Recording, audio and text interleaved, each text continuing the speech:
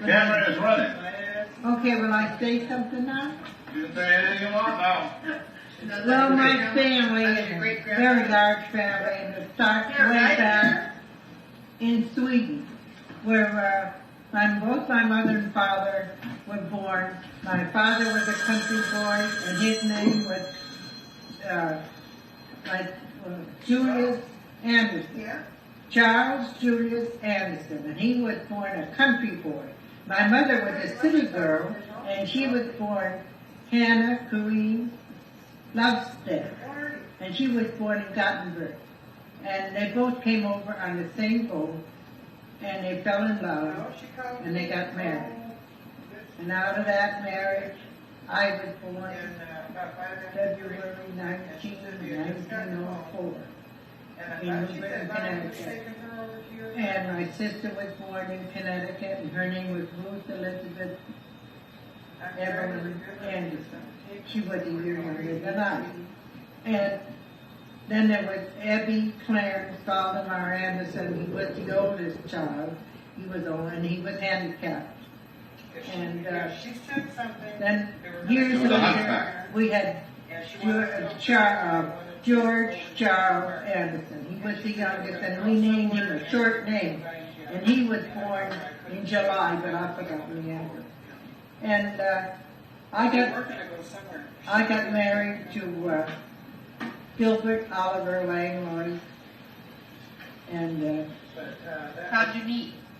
We met, we knew each other only a week or so before we got married. And we were, thought we were very much in love and all that. And I had 6 children. And we went to Springfield, Massachusetts, where my children were born. And that was Patricia Ruth,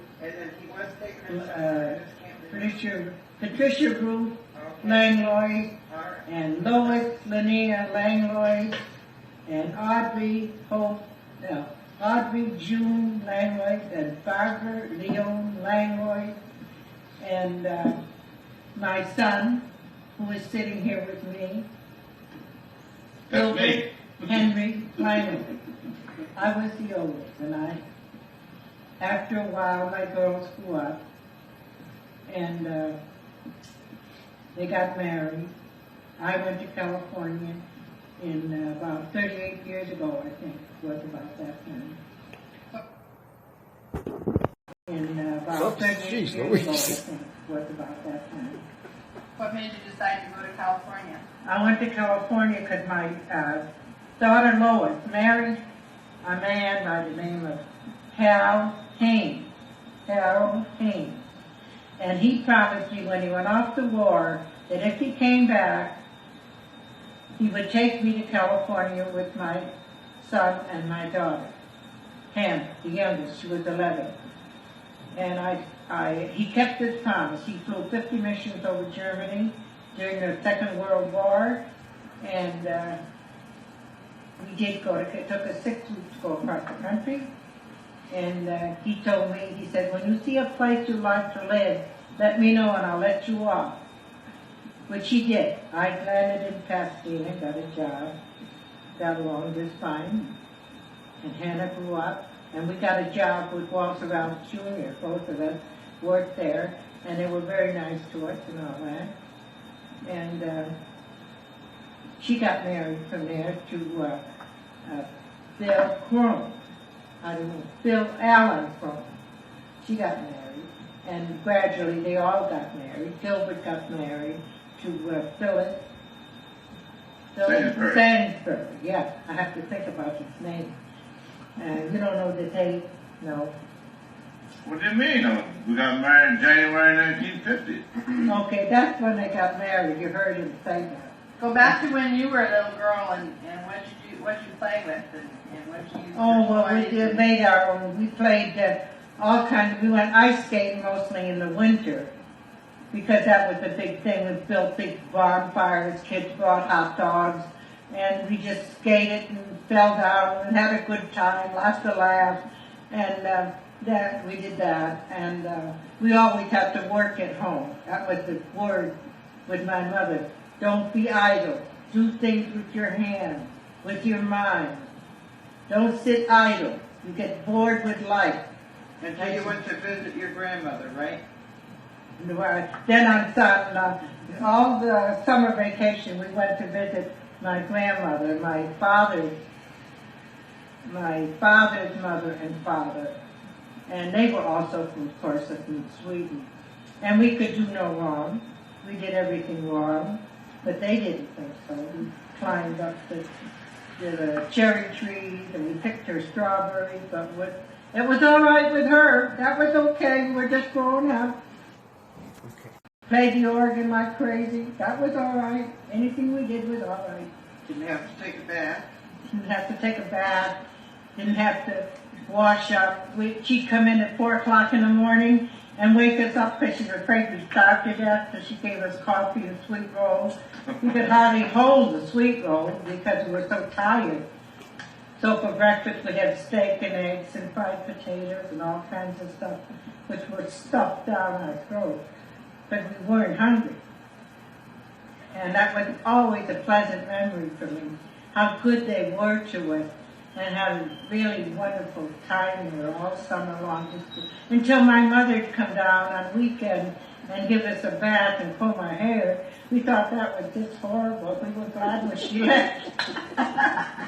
And your grandmother's name was Hannah, or your No, her name was Matilda Anderson, and my grandfather was Valdemar Anderson. Oh, this was Grandpa's mother and father. Yeah, Oh. right. Grandpa's mother and father. And so it would feel pleasant. I had a very pleasant, happy childhood. But we always knew that just sitting around was not the cup of tea that my mother wanted us to do. And I think it's done a lot for me in this life. Howdy, howdy. So, Hi, George. let's see, what else do you want to know? My son married, I told you that. And my daughter married Frank Cody. That didn't last. She got married again. Tell us about your childhood when the swine flu was on. Huh? Tell us about your childhood when the swine flu was on. Oh, that was years before. That was right after the First World War. And they got that flu that was brought over by the soldiers. And people were dying like flies all over the street. In fact, whole families were just wiped out. And it just trucks going down the street, drawn by horses, of course, with wooden coffins because they wanted to get rid of them right away. It was real scary. The people across the street, the Haslam, the mother, the father, and the son and the daughter all went in one day. So my mother rolled up her sleeves, made big pots of soup, and the doctor would come in with the sleeves rolled up and get some soup and some coffee, and she'd pass it around to the neighborhoods, to the ones that were, had a chance to live. It was a real scary time. It really was. That was a really bad time. Well, didn't you get a touch of the swine flu yourself? I got a little bit, but not so bad that I couldn't help my mother take care of my little brother George at that time. And I used to sit and rock, and she ran around like crazy helping everybody. And the doctor too was exhausted, but they worked and saved a lot of lives, I think. Like getting that hot chicken soup and hot beef soup. She had 2 pots there going all the time on a wooden stove. Yeah, so it was very, very big. I've had a very busy, happy life. Not a lazy one. Then I went to work for Mr. Rao. And that was also very pleasant. He owned a lot of supermarkets. And I loved my job up there. My daughter got married from there to Bill Chrome. And my daughter Barbara got married to George Stam. That was before I left for California. And I never had the desire to go back and live in Massachusetts. I just love it out in California. That's where I want to live and die. So, let's see, there's Audrey and my son, and Do you have any good memories with Dad, or does Dad have any good memories of when you were a kid stuff you used to do? He never caused me a minute's trouble. Oh, My son never caused me a minute's Give me a trouble. break. He'd walk around with his knee all infected and just remember, what's the matter with your knee? Oh, some little thing. And I'd have to rush him up to the hospital. He had blood poisoning. It was always something like that, but never had any trouble with him, never. He was a real good guy. And my girls were good to me, too. If I got sick or anything, they'd stay up. Sometimes we had to burn paper, chop up some furniture, because we didn't have money to buy stuff to heat. And so we heated up the kitchen, and then we would heat the iron on the stove. And before they went to bed, I'd go up and iron their bed, so there'd be a little heat in the bed, because it'd be 20 below zero. What? Yeah, it was a lot of living in those days. Lot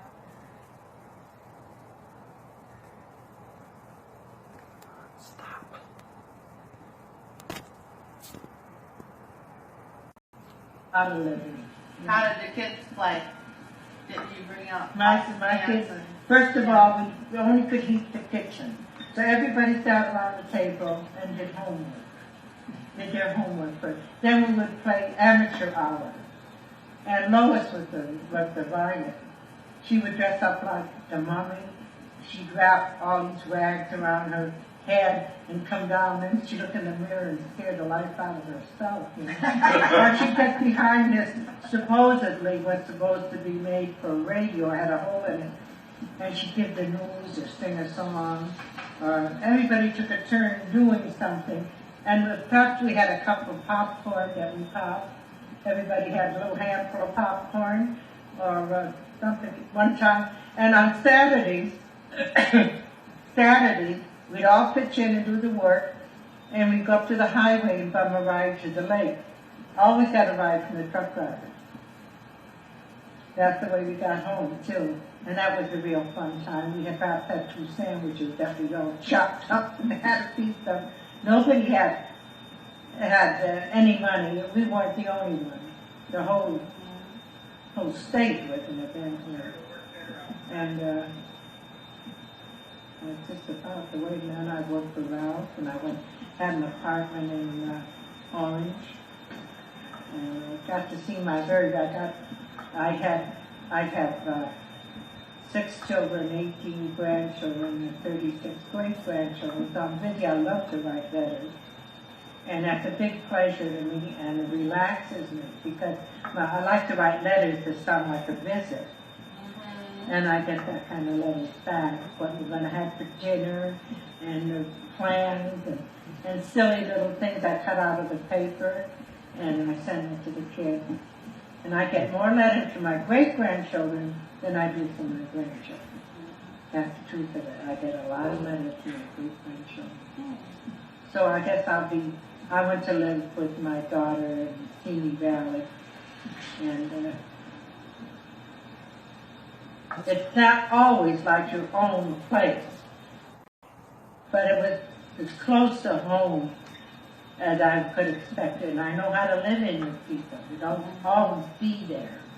You know, when they have coffee together, I go upstairs. If they want to go out and they ask me to go with them, I say, no, you go by yourself. You know, don't have to always be with someone. And I'm never bored with my own company. I love it. What about you, Jack? Do you have any memories or anything special?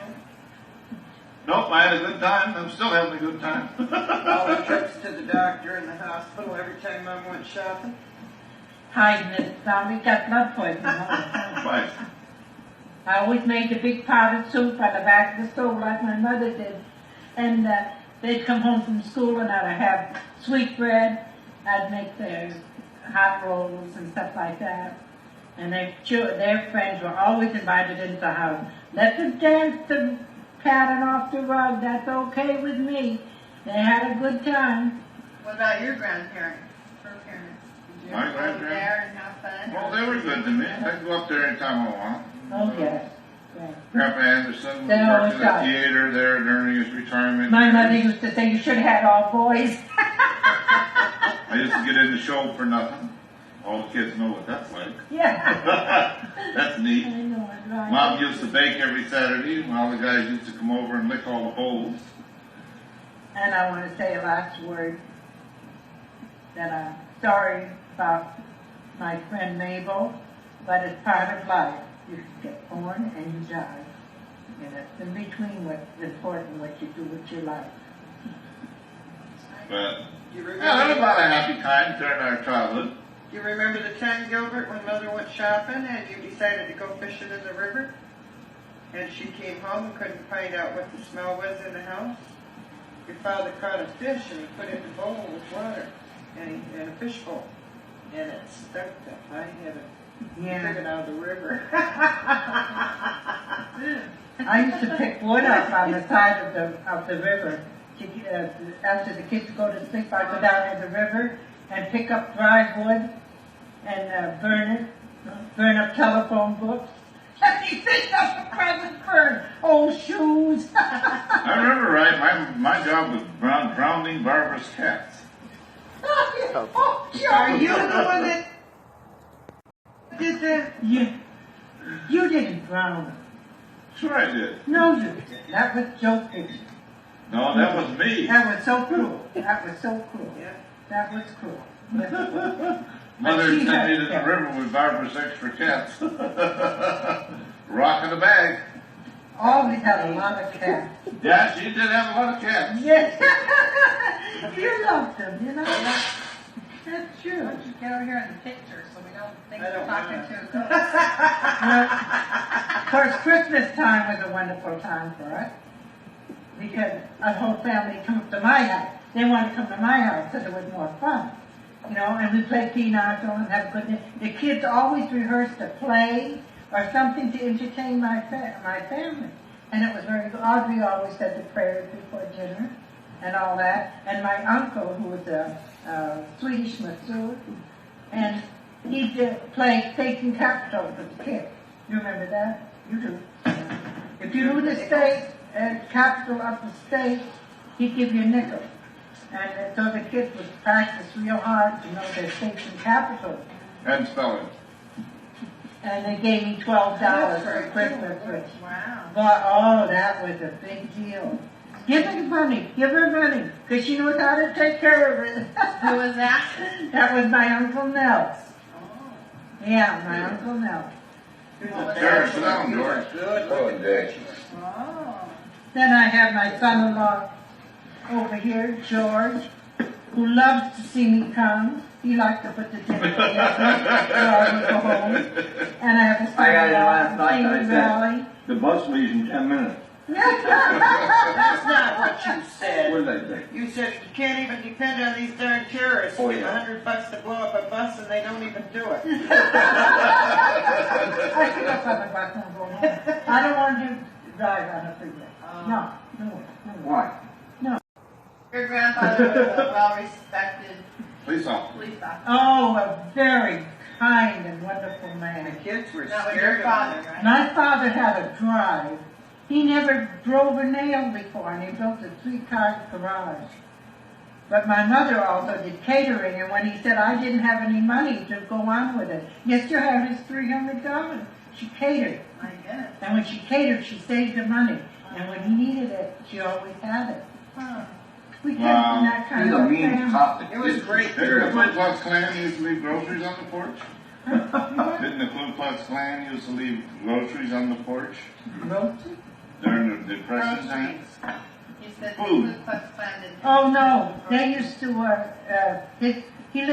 He worked in the Polish district of November, and he did not accept gifts. He would not take it. He always thought it was a bribe. Right. So they would come down early on Christmas morning and put presents on the porch. Cigars, money, all kinds, and he doesn't know whoever did it. He can't get it to the house. But he told him he didn't want to take anything. Uh-huh. In New Britain, the Mohawks was as bad as the Ku Klux Klan. Well, the corner from the house where Grandma lived, there was a store, Mr. Brown's. Yeah. We used to go up there and he used to give us ice cream, candy, and anything we wanted when we went in the store. Oh, you're Charlie Anderson's grandkids. I'll take what you want. And we get on the bus to go down to a movie or something, and the neighborhood boys give us a bad time, and we just tell them, my father's Charlie Anderson, do you know him? He's a cop. Charlie's your grandfather? Boy, they leave us alone. Yeah, he was well liked man. Well, them are the days when they walk the street. Yeah, that's in the days Dad of walked the street, he'd find the kids gambling in back of the church, and he'd take the club and he'd whack them right across the fanny. You can't do that anymore. Is there anything Well. else you remember? What we called out? I'm sure I left out a lot of things. What about when you met Mother? when I met Mother. Yeah. I met Mother in It was Pasadena, Richardson trailer California, court. at a trailer court, and she invited me to a backward dance. Okay. A lot of things. What about when you met Mother? When I met Mother. Yeah. I met Mother in It was Pasadena, Richardson trailer California, court. at a trailer court, and she invited me to a backward dance. And my corsage was a bunch of carrots. Carrots. Yeah. Yeah. Went down and listened Okay. to Les Brown and his band of renown. He was playing down at the Pasadena Auditorium. And we went together for a while, and then we got married. Our first night we stayed in a little room on Hudson Street in Pasadena. That some people there let us use that night. We found an apartment the next day. Don't be much. You didn't have a place to live yet when you You got need married? one too. Nope. Didn't have a place to live. Didn't worry about it. She gave him a corsage. Did you tell her about the corsage? Kind of The carrot. The carrots, yeah. Oh, she gave it to you. Yeah. George and I I had backward dance. Oh, Girl George and I invited got me. them together, and they waited till we went back home, and they got married. Yeah. Oh, well, that's That's smart. So you weren't at the wedding to pick on it. I know, I cried. So you were her friend then? You were her friend and then Well, I think, didn't we meet Phyllis first? I don't know. I know George and I got you. She was riding to the trailer court on her bicycle to get my attention. Of course, she was going 40 miles an hour when she went by the trailer, so you couldn't even say hi. Of course, in those days, there was no drugs. Yeah. Girl, kids didn't drink or anything like that. They just had fun. I don't know of anybody. Nobody I hung around with, Grant. We could go up the Sunset Hills and have a barbecue or something with the fellas and girls and just have a ball. You know, you can't do that anymore. The name of the trailer park was Richardson Trailer Yeah. Park. Dirt. And met Mac there. Yeah. Phyllis' father was alive. Mabel, Marilyn, and Betty all lived in a small trailer. Yeah. We had a little tiny one in there with 16 Yeah. footer. Yeah, they had a Rent small that. trailer. They had a little one too. 37 that hard worker, women. my son-in-law George is a very hard worker. Very hard. I've got hard workers under my Flattery is not and I gonna got some lazy ones too. Flattery is not going to get you a steak tonight. Right. Oh, really? Okay, you can shut it off now. all right. Yeah. How is that? Is there anything else you wanted? I I don't perhaps know. left out a lot of things because there's so many things that happened in my life. No, you gotta shut the camera off first. Oh, where? Up on top, the red button. This one? No. Look at the viewfinder and see if you see the red light. Yep, I do. Push the red button till the red light goes up. Well, they